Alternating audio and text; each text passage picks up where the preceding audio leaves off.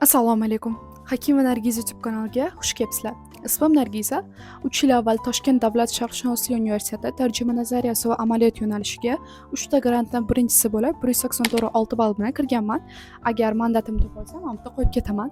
Xo'p, guys, men ushbu videoda qanaqa qilib 184 ball to'plaganim va qaysi ta'lim markazlarida bilim olganligim haqida, ustozlarim haqida ma'lumot berib o'tmoqchiman.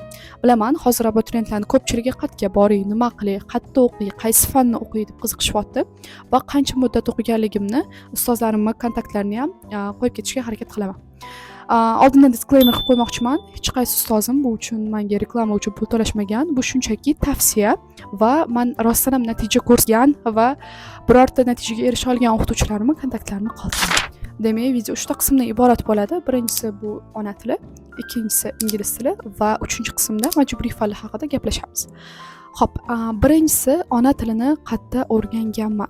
Ona tilini men 1 yil to'liq o'rganganman Registon LC Yakkasaroy filialida. Va bizning birinchi o'qituvchimiz Muhammad ustoz bo'lganlar. Muhammad Haydarov, ko'pchilik bilishadi buni. Ona tilida o'qiyotgan qizlardan va keyin Doniyor Haydarov ukalari bizga dars berganlar. Bizda Registon LC Yakkasaroy branchida ona tiliga juda ham katta e'tibor berilardi va bilik imtihonlari o'tkazilardi. Undan tashqari pul yutuqlari qo'yilardi. Branchlarning har bitta filial o'rtasida bo'ladigan oylik imtihonlar bo'lardi va shularda ham faol qatnashardim. Agar fotolarini topsam, oylik imtihonlardan birinchi o'rinni olganlarim fotolarini qo'yaman va bilim bilan tarbiya birdaniga olib ketilardi. Undan tashqari siz faqatgina bitta guruhga emas, xohlasangiz, agar yetib olmayotgan bo'lsangiz, 2 ta, 3 ta, 10 talab guruhga ham kirishingiz mumkin edi. Faqatgina eng muhimi bu yerda bizda natija ko'rsatish edi.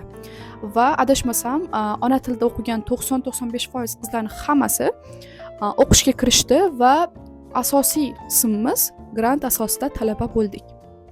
Demak, Registon LC ni Telegram, Instagramlarni shu yerda qoldiraman. Muhammad ustoz bizani hozir adashmasam onlayn darslari ham bor. Milliy sertifikatga tayyorlayaptilar.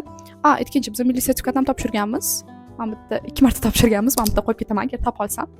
Va milliy sertifikatimizda ozgincha ball yetmagan, lekin bu bizani asosiy DTM imtihonimizda yaxshi ball olishimizga xalaqit bermagan. DTM imtihonida 29 ta yechganman 30 tadan. Bu ona tili fanida.